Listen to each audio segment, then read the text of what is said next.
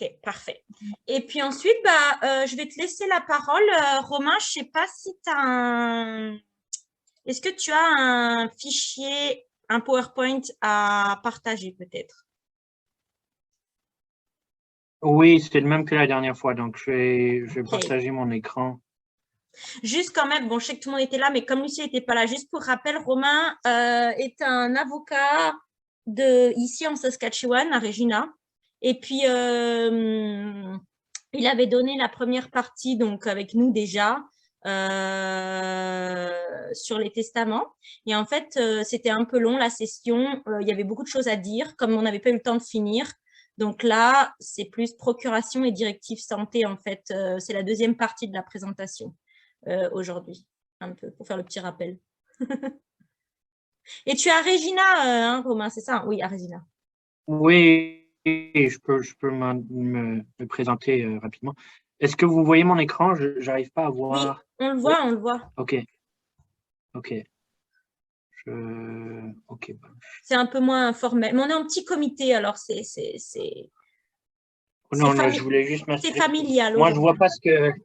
vois pas ce que mon. Mais bon. OK. On voit OK. ton écran, on voit ta page d'accueil Succession 101 OK. avec ta photo et tout ça. OK. Je vais passer. Oui, donc, moi, c'est Romain Baudemont. Pour ceux qui n'étaient pas là la dernière fois, je ne pense pas qu'il y en a beaucoup, mais je suis avocat à Regina. Je travaille. Je suis originaire de Saskatchewan aussi. Originaire. Mes parents sont originaires de France, mais j'ai grandi à Saskatoon.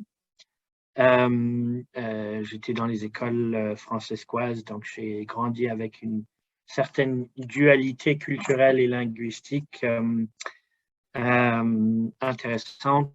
Je suis allé en école de droit à Ottawa pendant 4 ans après mon baccalauréat. Et puis, je travaille à Regina comme avocate depuis 2013. J'étais admis au barreau en 2014. Et puis, j'ai travaillé 5 ans dans un gros cabinet national, Miller Thompson, avant de changer de cabinet à un plus petit cabinet local où on est une quinzaine d'avocats qui font surtout du droit de la famille, droit pénal. Moi, je suis spécialisé en particulier dans le droit de la famille, mais je fais aussi un peu de droit de l'emploi, droit des successions et testaments, évidemment. Et puis, c'est ça. Comme Claire l'a mentionné la dernière fois, et comme vous le savez, la dernière fois, j'avais commencé cette présentation-là et fait à peu près la moitié largement sur les testaments. Donc, je ne vais pas repasser la question des testaments aujourd'hui. Je vais plutôt passer, il y a 3 questions vraiment, ou 3 points importants que je vais passer aujourd'hui. C'est les procurations perpétuelles, ou maintenant, le nouveau langage, c'est persistante en Saskatchewan, ce que je trouve un peu étrange, mais en anglais, c'est Enduring Power of Attorney. Ensuite, on va parler un petit peu des directives santé, en anglais Healthcare Directive, donc une désignation essentiellement d'individus mandataires qui peuvent faire des décisions en matière de santé pour vous. Les documents sont assez similaires dans le sens où une procuration persistante, une procuration, c'est vraiment une désignation d'un mandataire pour des fins financières, administratives, toutes les affaires personnelles. Et ensuite, la directive santé est à peu près l'équivalence en termes de décision de santé. Donc, les 2 documents sont des organes de désignation de mandataires qui peuvent faire des décisions pour vous, à la fois du côté administratif financier et ensuite du côté de la santé. Il y a des différences, il y a beaucoup de similarités en matière des obligations pour qu'une procuration et une directive soient valides, mais il y a certaines différences aussi. Donc, je vais repasser ça. La dernière chose qui est dans cette deuxième partie des testaments, c'est aussi je parlais un peu de la loi sur les successions non testamentaires. Ça, c'est dans des situations où une personne décède sans testament. Qu'est-ce qui se passe si une personne décède sans avoir désigné d'exécuteur testamentaire ou fait de testament? Il y a la loi sur les successions non testamentaires qui s'applique, qui établit un processus dans des situations où une personne meurt sans testament. OK. Donc, je vais sauter la première partie. N'essayez pas de suivre là. Je vais juste trouver la diapositive où on était. Donc,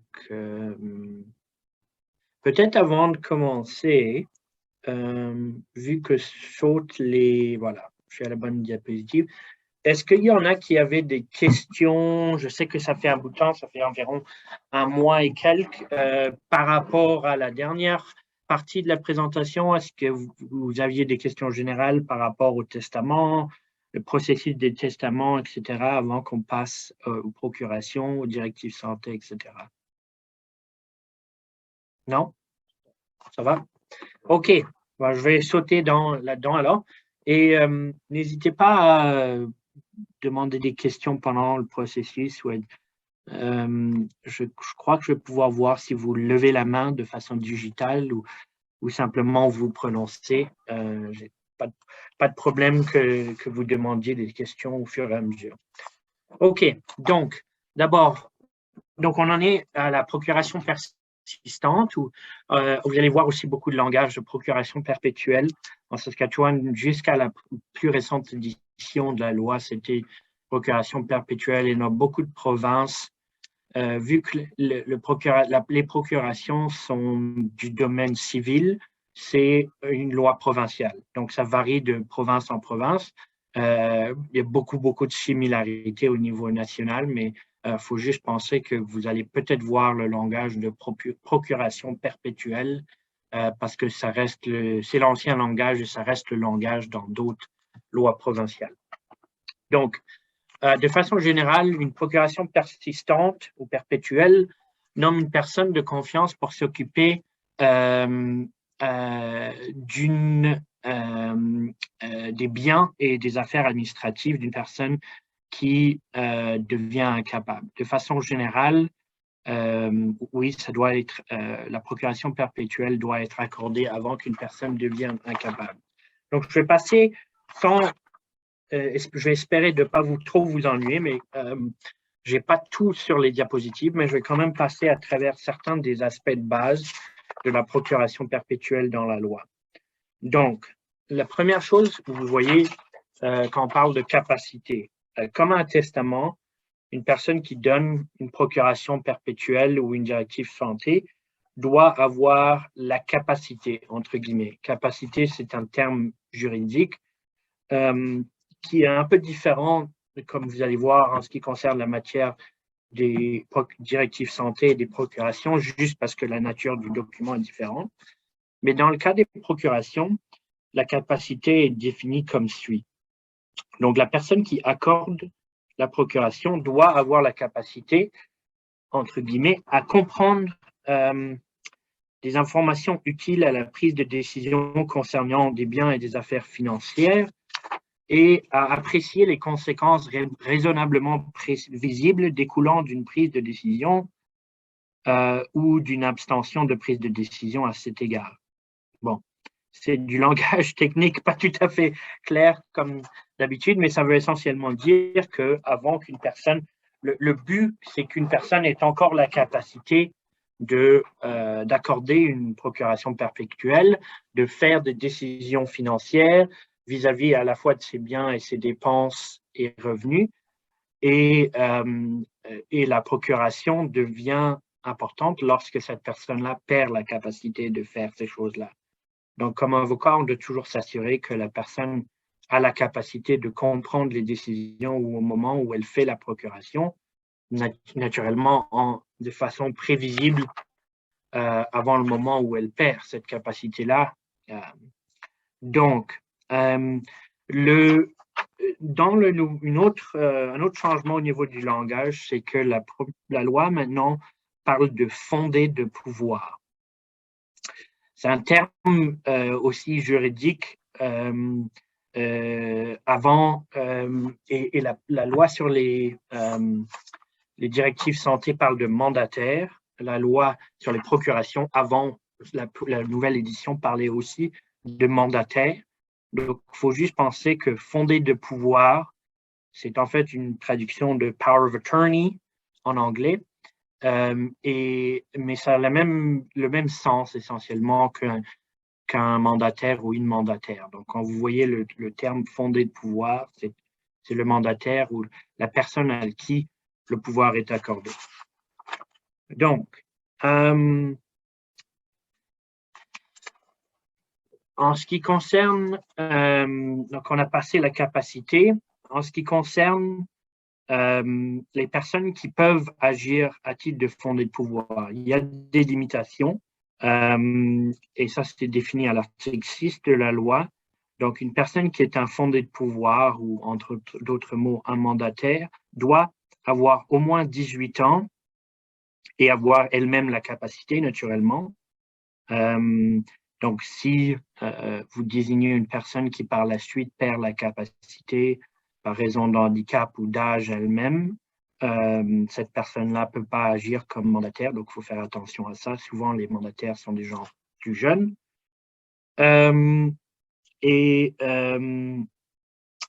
Aussi qui n'ont pas été condamnés au cours des dernières années pour des infractions criminelles, en particulier relatives à des voies de fait, donc des agressions ou d'autres actes de violence, d'intimidation ou encore de fraude ou d'abus de confiance. Donc, à la fois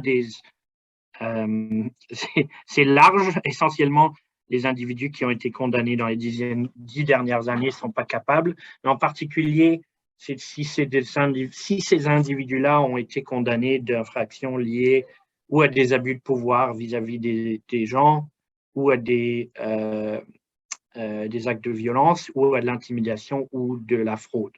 Naturellement, les choses qui ont à faire avec la capacité d'agir comme mandataire.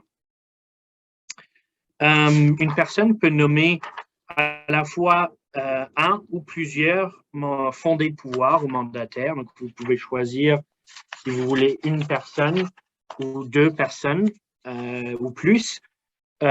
Si vous nommez deux personnes, généralement, il faut désigner si ces personnes-là doivent agir conjointement ou s'il y a une hiérarchie, dans le sens où cette personne-là est désignée comme ma mandataire ou mon mandataire primaire, et par la suite, il y a une alterne ou une alterne.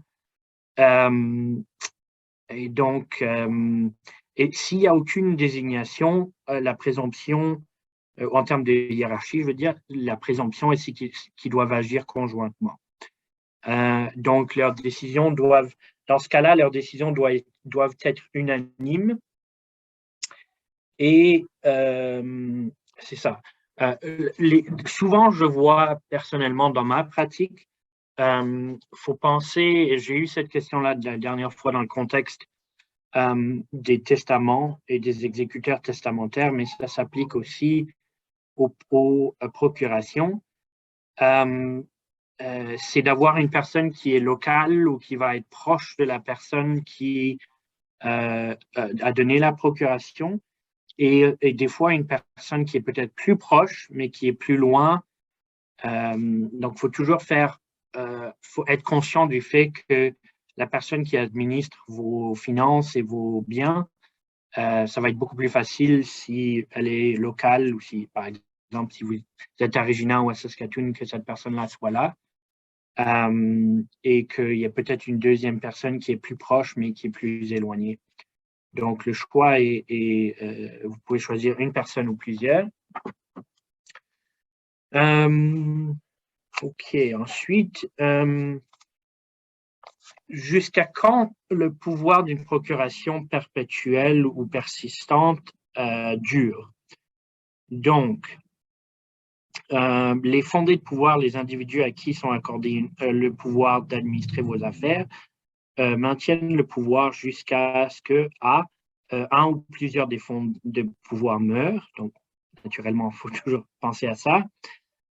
Un ou plusieurs des fondés de pouvoir indiquent par écrit qu'ils ne veulent plus ou ne peuvent plus agir, et ou dans l'alternative qu'un tribunal déclare qu'un ou plusieurs des fondés de pouvoir soient dépourvus de qualité d'agir. Donc, un tribunal a toujours le droit de, par exemple, s'il y a des cas de méconduite ou il y a des inquiétudes vis-à-vis des actions de la personne qui a la procuration, une procuration peut toujours être contestée dans le tribunal.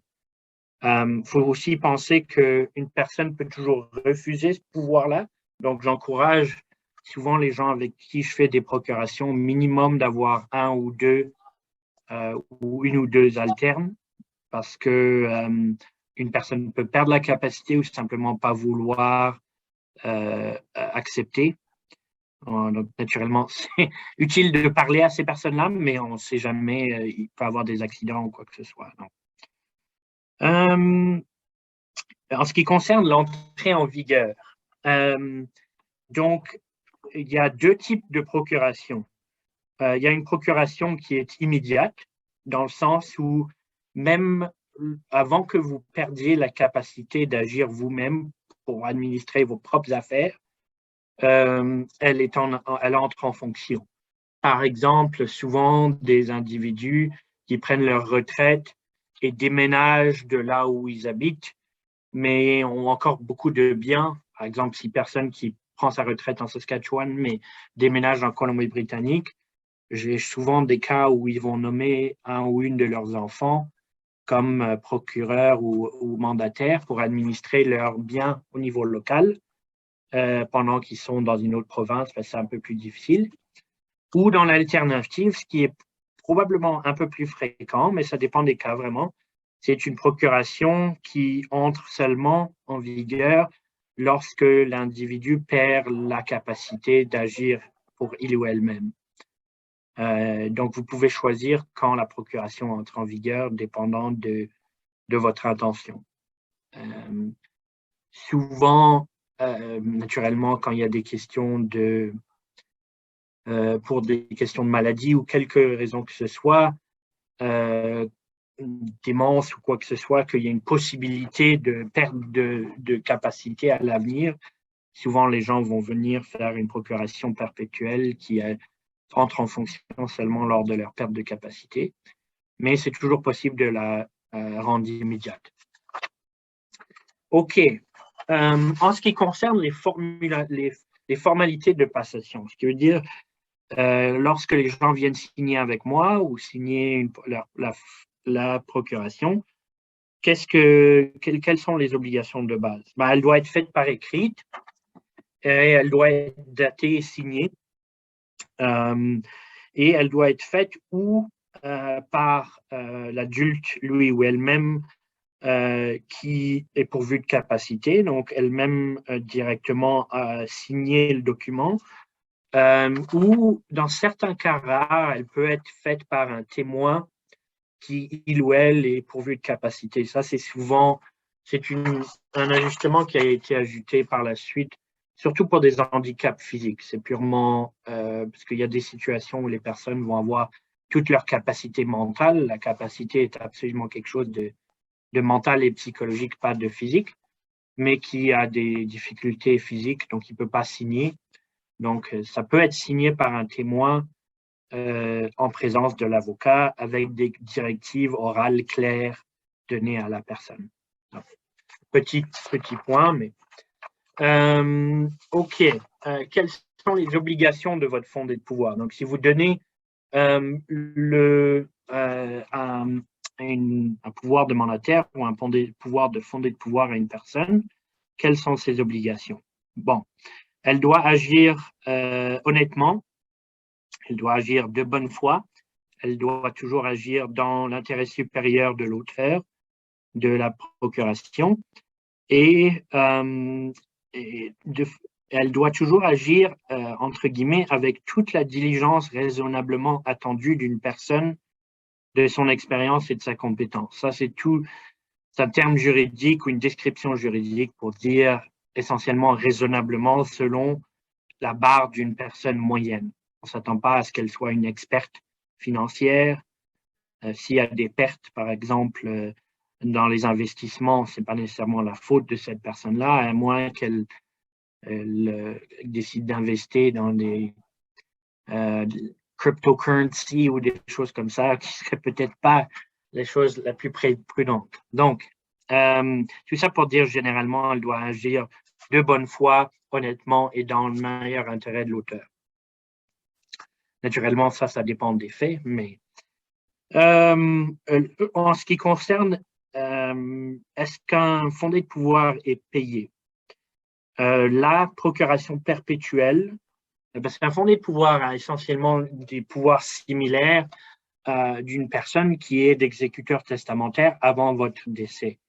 Donc, j'ai beaucoup de gens qui ont des procurations perpétuelles qui viennent me voir pour aider à administrer les affaires des individus qui ne sont pas nécessairement décédés. Donc, c'est quand même, ça peut être beaucoup de travail. Donc, vous pouvez, dans votre procuration, désigner que la personne soit payée. Si ce n'est pas adressé, la personne peut demander d'être payée un montant raisonnable. Il y a toute une série de jurisprudences que je ne vais pas entrer là-dedans, mais qui juge quel est un montant raisonnable, mais c'est quelque chose qui peut être envisagé ou non. Donc, c'est quelque chose auquel penser. Est-ce que vous fixez un montant de paye ou est-ce que vous dites la personne n'est pas payée? Ça dépend aussi des personnes que vous désignez. OK. Et en dernier lieu, quand est-ce que se termine une procuration persistante? Donc, pardon. La procuration persistante dure, il y a plusieurs alternatives. Vous pouvez préciser qu'une procuration persistante se termine à un moment donné. Des fois, ça dépend vraiment des cas. Certaines fois, des gens vont participer à des activités assez extrêmes sportives et vont donner des procurations temporaires. Naturellement, la plupart du temps, c'est des procurations qui continuent ou jusqu'à ce qu'elles soient révoquées ou jusqu'à ce qu'il y ait un décès. Mais vous pouvez fixer dans votre procuration, dans certaines circonstances, que la procuration se termine expressément à une date donnée, pour n'importe quelle raison que vous vouliez. Naturellement, sur révocation de la personne écrite en particulier, de la personne qui a donné la procuration persistante. Il faut penser par contre que la révocation aussi n'est seulement valide jusqu'à ce que cette personne perd la capacité. Donc, par exemple, ça c'est pour éviter justement que d'autres personnes viennent influencer une personne qui aurait perdu sa capacité, comme avec un testament, lorsqu'elle a perdu sa capacité, d'exercer une influence indue sur cette personne-là pour l'influencer à faire une chose ou l'autre. Donc, du moment où une personne a perdu la capacité, tout comme elle ne peut plus donner de procuration perpétuelle ou accorder, elle ne peut pas la révoquer. Et naturellement, les communes fins des procurations perpétuelles, le décès de l'auteur ou de l'auteur, et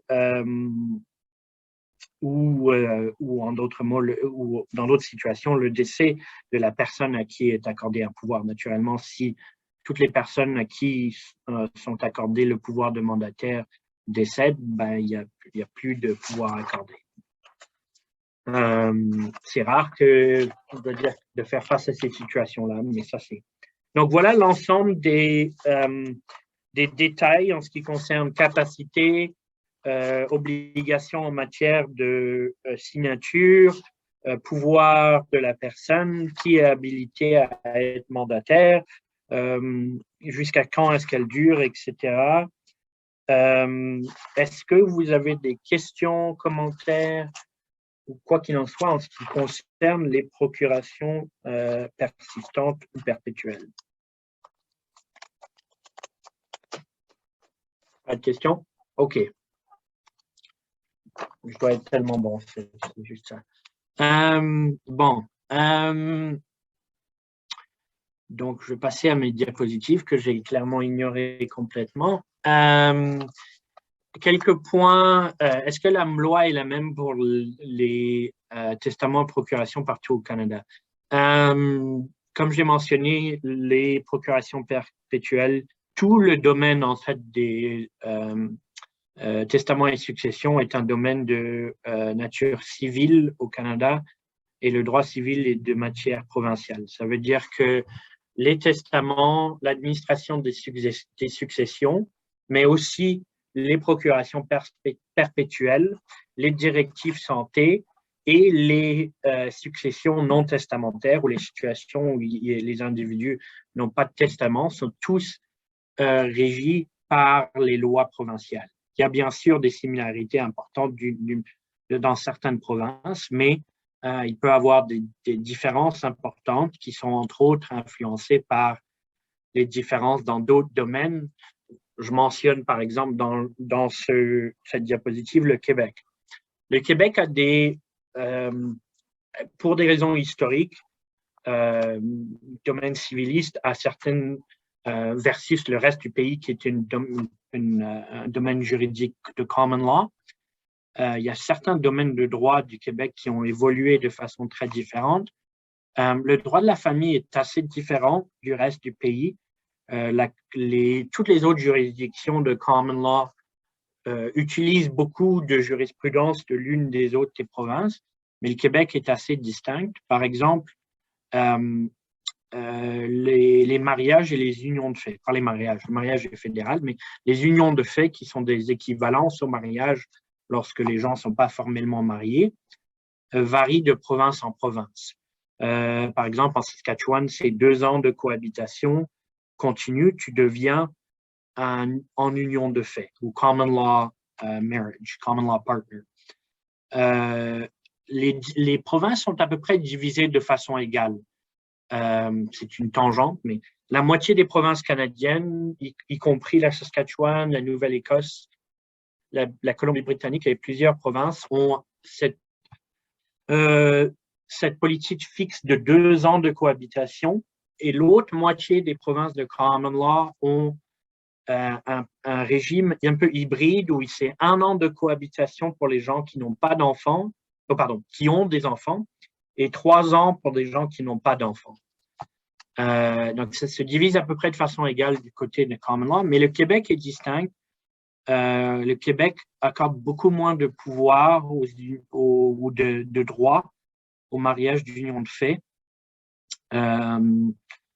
Je ne sais pas, juste en vertu de la tradition civiliste qui s'est développée, les unions de fait au Québec ont moins de droits. Et naturellement, ça a une influence sur les testaments, les successions, les procurations, parce que la définition d'un conjoint ou d'une union de fait revient souvent.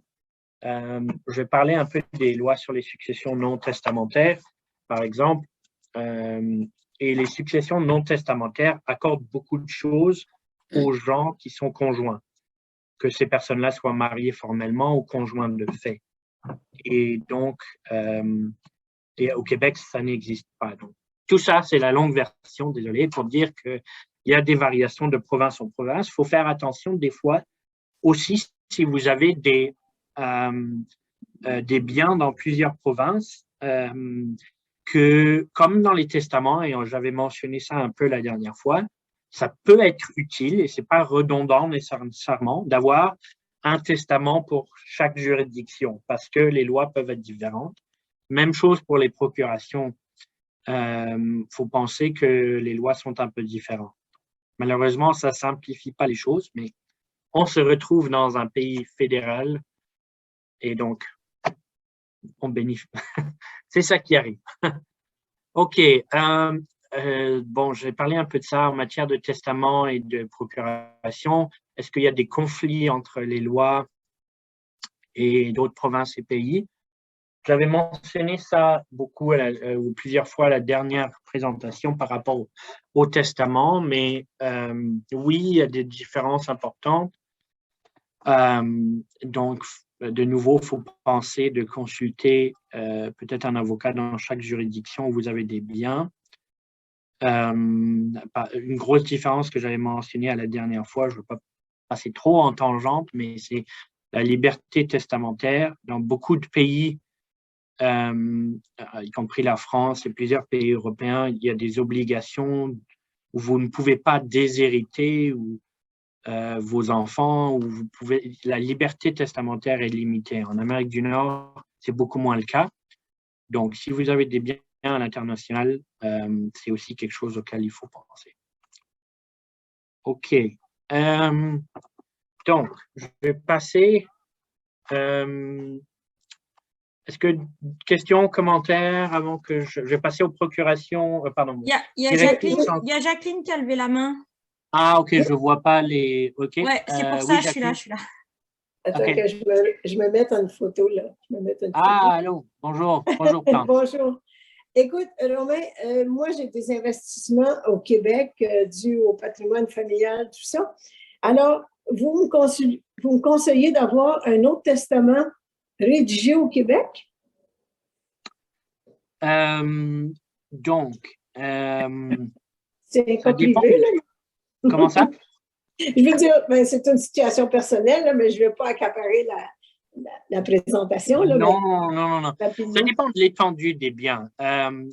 Moi, je veux dire, dans ce cas-là, je veux dire, c'est très commun qu'il y ait des biens un peu partout au pays. Ce qui peut être plus difficile, c'est des biens réels comme les propriétés, les choses comme ça. Les investissements, c'est un bien digital. Donc, la différence n'est pas particulièrement importante. Je dirais que si c'est juste des investissements, non. Okay. Quand vous dites, c'est pas un problème de validité. Quand vous dites, je distribue mes biens à 50% à mes enfants, tous mes biens, une personne en Saskatchewan peut absolument administrer des investissements, surtout ces jours-ci. L'endroit où se trouvent des investissements n'est pas particulièrement important. Là où je dis à des gens de peut-être penser à des choses, c'est quand il y a des biens à l'étranger qui peuvent être sujets à des lois différentes. Par exemple, comme j'ai dit, en France, j'ai déjà eu des clients qui avaient des biens en France. Il y a, je ne veux pas rentrer en trop de détails, dans certaines situations, vous pouvez créer un testament international. Il y a une convention, mais pas tous les pays sont signataires.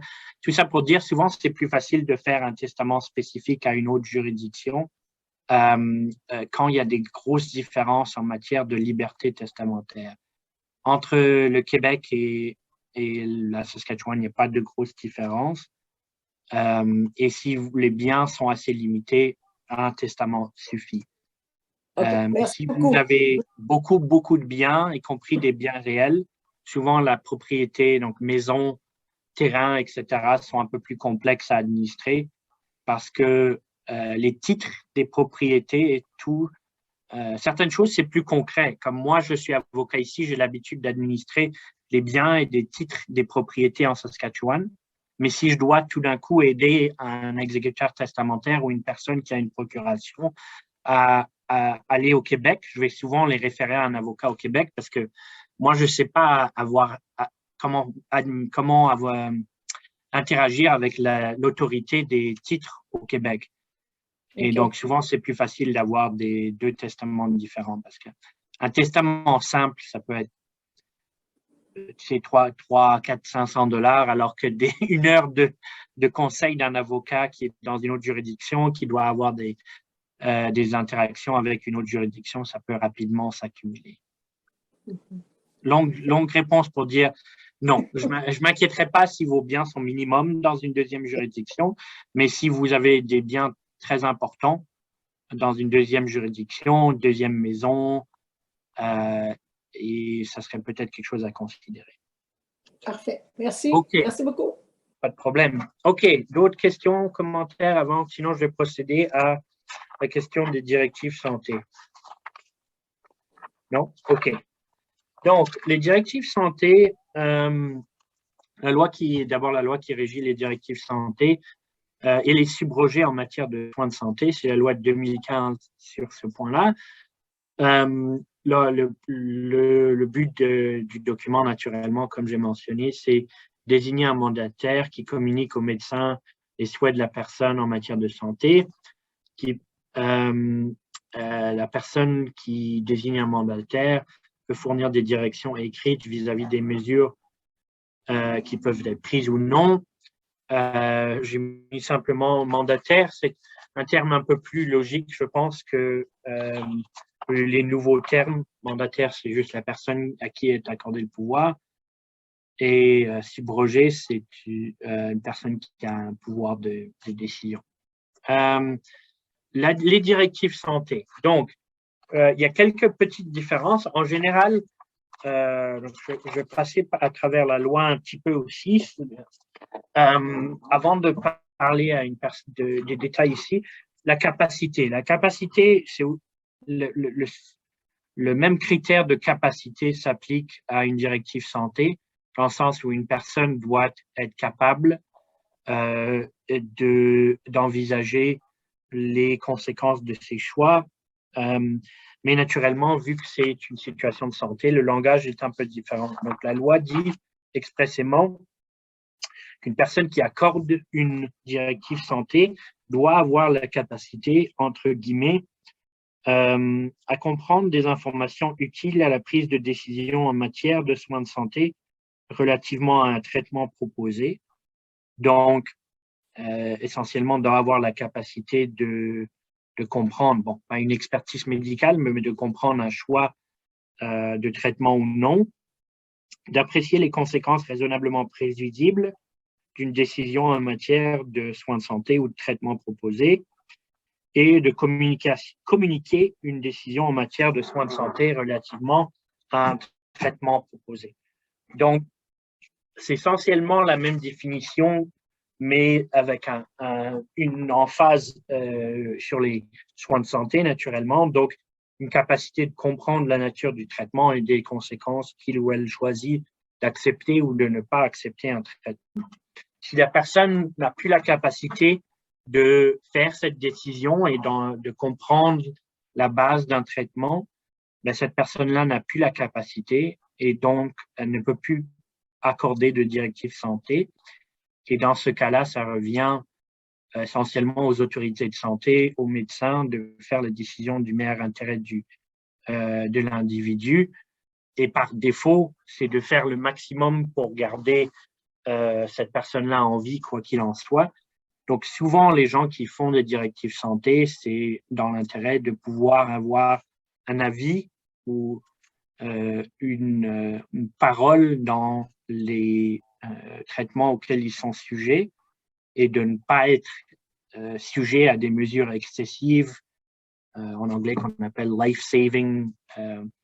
Donc, de ne pas être, par exemple, une directive santé peut être très précise ou très large, mais souvent, les points sur lesquels on est un peu plus précis, c'est justement ces méthodes de life-saving techniques ou de méthodes de préservation de la vie, jusqu'à quel point vous voulez être sujet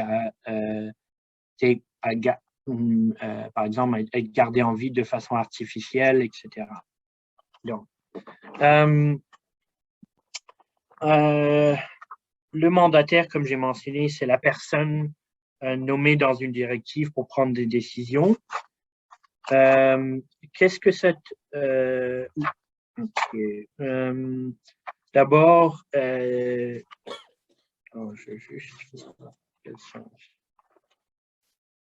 Qui a la capacité de donner une... donc, à part la question de la capacité, toute personne qui est âgée de 16 ans ou plus et ayant la capacité pour prendre une décision en matière de soins de santé peut donner une directive. Donc, ça, c'est une particularité assez intéressante. Naturellement, en ce qui concerne les procurations, c'est l'âge majeur, donc 18 ans. Mais dans les dernières années, la jurisprudence a changé pour qu'une personne qui a aussi peu de 16 ans peut faire ses propres choix en matière de traitement. C'est rare que ça devienne une question, mais c'est une possibilité. Et donc, ça peut être une personne qui donne une procuration peut être aussi jeune que 16 ans. Quelles sont les conditions, comme on a parlé des procurations perpétuelles, quels sont les détails, comment une procuration perpétuelle doit être faite? Elle doit être faite par écrit, elle doit être datée et signée, et elle doit être faite ou par l'auteur de la directive, ou de nouveau par un témoin capable en présence de l'auteur de la directive et de directives claires de cette personne-là. Donc ça, c'est de nouveau la question de l'handicap physique. L'âge du mandataire. Le mandataire doit être un adulte, doit avoir la capacité pour prendre des décisions de soins de santé, naturellement doit avoir la capacité il ou elle-même, ou si elle n'est pas un adulte, elle doit être, elle peut, la seule exception à ça, c'est qu'elle peut ne pas être adulte, mais être conjoint et nommé comme mandataire par son conjoint. Donc, ça, c'est simplement pour des situations où des gens en dessous de l'âge de 18 ans sont mariés. Si cette personne-là a la capacité, elle peut agir comme mandataire en dessous de l'âge de 18 ans. Rare, mais c'est un point quand même. Est-ce que vous pouvez nommer une ou plusieurs mandataires? Même chose qu'avec les procurations perpétuelles. Vous pouvez nommer une ou plusieurs mandataires. Si faut désigner ou qu'il y ait une hiérarchie ou que ces personnes-là agissent conjointement. S'il n'y a pas de hiérarchie désignée dans la directive santé, la présomption, c'est qu'ils doivent agir conjointement et ça doit être unanime. C'est rare qu'on utilise des mandataires conjoints en matière de décision de soins de santé parce que c'est un peu plus complexe, mais ça arrive.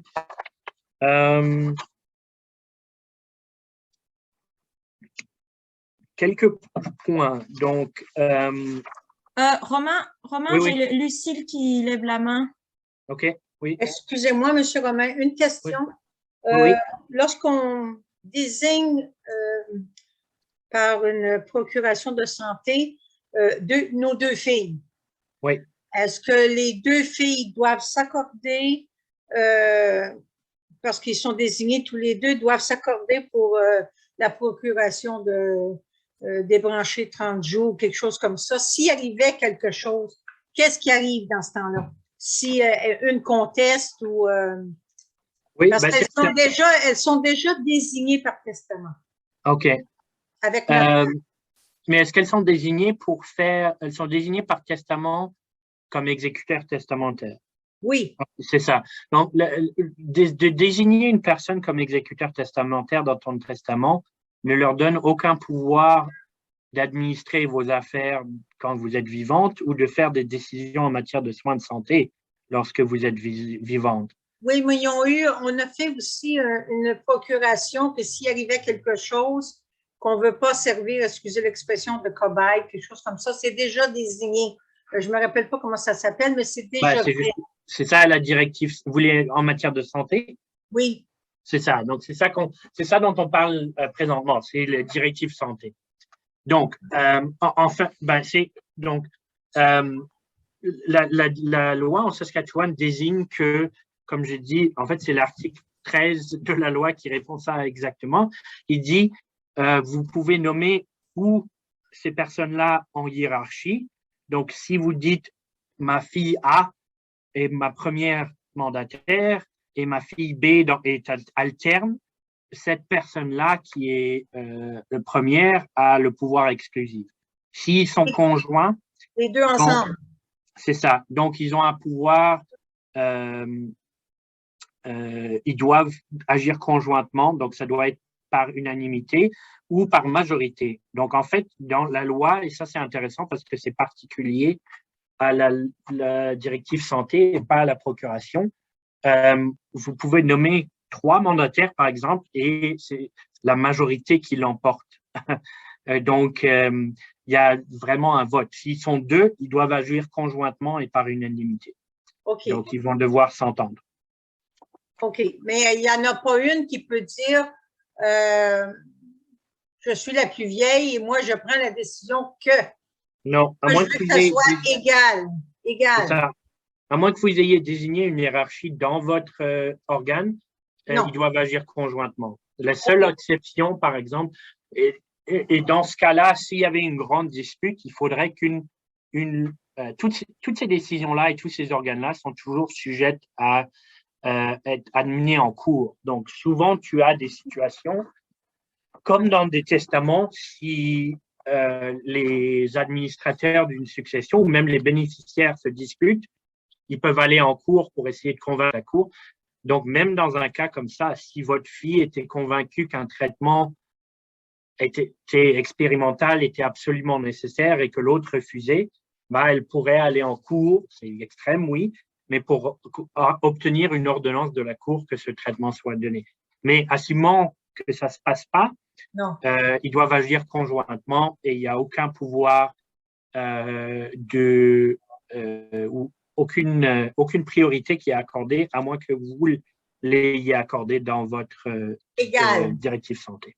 Égal. OK, merci. C'est ça. Absolument Merci. égal, à moins Oui. que vous ayez indiqué. La présomption, c'est un pouvoir égal et c'est ça. OK, merci. Donc, justement, on était à point de pluralité des mandataires. Quelques points pouvoirs particuliers. Donc, comme j'ai mentionné, les directives santé peuvent être aussi larges et précises que vous voulez. Il y a certaines personnes qui vont parler de traitements particuliers. Souvent, il y a des maladies en particulier dont la personne est atteinte qui sont particulièrement pertinentes. Donc, j'ai eu des procurations très précises par rapport à des traitements particuliers, qu'une personne veut s'assurer qu'elle puisse ou qu'elle n'ait pas un traitement particulier avant qu'elle perde la capacité. Mais j'en ai qui sont, pour la plupart, c'est très large et ça donne simplement un pouvoir décisionnel général. Un pouvoir qui est particulièrement énuméré, parce que ça revient souvent, c'est la question d'admettre une personne ou dans un hôpital. Donc, si une personne âgée, si votre mandataire détermine que vous devez aller à un hôpital pour quelque raison que ce soit, elle a ce pouvoir-là, si vous avez perdu la capacité de faire cette décision vous-même, d'essentiellement de forcer l'admission. Elle a aussi le pouvoir d'admettre une personne dans un établissement de soins à longue durée. Donc, par exemple, l'exemple classique, naturellement, c'est quand une personne âgée n'est plus capable de prendre soin d'elle-même ou de vivre indépendamment, si elle a perdu la capacité, bien sûr. Si vous avez encore la capacité mentale de faire cette décision-là, personne ne peut vous forcer. Mais si par démence ou quoi que ce soit, la personne a perdu la capacité, le ou la mandataire peut prendre la décision d'admettre cette personne-là à un établissement de soins de longue durée, donc long-term care facility. OK, question? Non? OK. Donc, là, j'ai encore sauté plein de diapositives. Je suis pas bon pour... Il faut quelqu'un qui suit vaguement. On a parlé de la capacité en matière pour accorder une directive santé, l'âge du mandataire. Oui, une directive, faut noter que par défaut est révoquée par un divorce. Donc, si vous accordez, il y a beaucoup de situations comme ça, que ce soit les procurations ou les directives santé, la loi indique que pour prévenir des situations où une personne est morte, par exemple, perdu la capacité d'agir, se sépare et ensuite ne puisse pas révoquer la procuration perpétuelle ou la directive santé d'une personne qui n'est plus sa conjointe. Donc, par un divorce ou une séparation, il y a la directive santé est automatiquement révoquée. Ce qui veut dire que même si cette personne-là a perdu la capacité, l'ex-conjoint ne peut plus agir ou comme mandataire en termes de santé ou comme procuration en matière administrative et financière. OK. Donc, je vais passer en dernier lieu. On arrive à la fin. Je crois qu'on a encore un petit peu de temps, Claire. Ou... Oui, il reste 5 petites minutes. OK. Je vais juste passer très rapidement à travers la loi sur les successions non testamentaires. Donc, c'est intéressant. C'est peut-être, si vous êtes ici, vous avez probablement une certaine planification successorale. Alors, vous avez probablement des testaments, mais c'est souvent quelque chose que les gens demandent. On ne sait jamais. C'est possible que s'il y a une séparation, que le testament soit révoqué par défaut et que tout d'un coup, il y ait un décès ou une incapacité. Donc, qu'est-ce qui se passe si une personne meurt sans succession, sans testament et sans planification successorale? Donc, je vais juste essentiellement, parce il nous reste juste 5 minutes, ça c'est la distribution par défaut d'une succession dans des cas où il n'y a pas de testament qui indique autrement. Donc, essentiellement, c'est que si une personne a un conjoint ou la personne qui décède a un conjoint, et c'est là où on en arrive à l'importance de la définition d'un conjoint qui varie de province en province. En Saskatchewan, c'est où les personnes sont mariées, où ils ont cohabité pendant un minimum de 2 ans et il n'y a pas eu de séparation ou de fin de la cohabitation avant le décès de la personne. Donc, présumons que cette personne-là, qu'il y ait un conjoint, l'entièreté du premier 100 000 $ va à ce conjoint ou à cette conjointe-là. S'il y a des enfants, s'il y a un enfant, l'entièreté le premier 100 000 va directement au conjoint et ce qui reste en supplément est divisé à 50-50% entre le conjoint, la conjointe et l'enfant. Et si il y a plus d'un enfant, le ou la conjointe a le premier 100 000 de la valeur et le reste est divisé à 33% pour le conjoint et le 66% qui reste est divisé de façon égale entre les enfants. Oui, seule chose à penser, c'est que si une personne, si la cohabitation, donc si les gens ne sont pas mariés et qu'il y a eu une fin de cohabitation au moment du décès ou avant le décès, cette personne-là est exclue par défaut. Donc, ce régime-là ne s'applique pas naturellement. Donc, il faut que le conjoint qui prétend être intitulé à ces choses-là de la succession soit un conjoint actuel et pas un ex-conjoint. Si c'est un ex-conjoint, il y a une révocation par défaut de ce droit en vertu de la loi.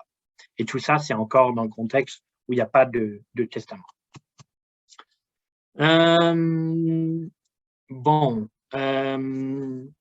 C'est à peu près tout. J'avais d'autres diapositives supplémentaires en ce qui concerne les détails d'une dispute de capacité et l'aide médicale si on avait le temps, mais je pense qu'on est dans les temps. Donc, c'est vraiment ça, c'est mon introduction en ce qui concerne d'abord les procurations perpétuelles ou persistantes, ce document-là, les directives santé et un petit aperçu de ce qui se passe lorsque il y a une succession sans testament. Donc, c'est ça vraiment aujourd'hui. J'ai parlé trop et pas encore, et peut-être été un peu trop en détail dans la loi, donc j'espère que je ne vous ai pas ennuyé. S'il y a des questions, commentaires. Ouais, moi, juste un petit truc. D'abord, merci beaucoup. Concernant les dispositions santé, est-ce que ça varie beaucoup entre les provinces? C'est du domaine provincial ou? Non, ça varie.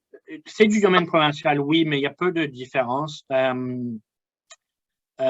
la fois du côté des procurations et des directives santé, c'est relativement similaire. Les points essentiels, c'est la capacité vraiment et certaines particularités en ce qui concerne qui peut être désigné. Donc, par exemple, la question du côté des procurations financières, il y a des petites différences en ce qui concerne qui peut être désigné. En général, ça doit être un adulte, mais par exemple, la question du dossier pénal varie un petit peu de province en province. Mais en général, les questions de capacité, à la fois du côté des procurations et des directives santé, sont relativement similaires. C'est une analyse assez objective de la capacité de la personne de comprendre ses choix et de faire des décisions d'un côté financier et de l'autre côté en termes de questions de la santé. Il n'y a pas de différence radicale que moi que j'ai notée en ce qui concerne les provinces de ce côté-là. Donc, une directive santé faite en Saskatchewan serait administrée ou de façon relativement similaire en ce qui concerne la capacité d'une personne à une directive santé faite en Ontario ou au Québec. OK. Merci. Parfait. Est-ce qu'il y a d'autres questions? Non?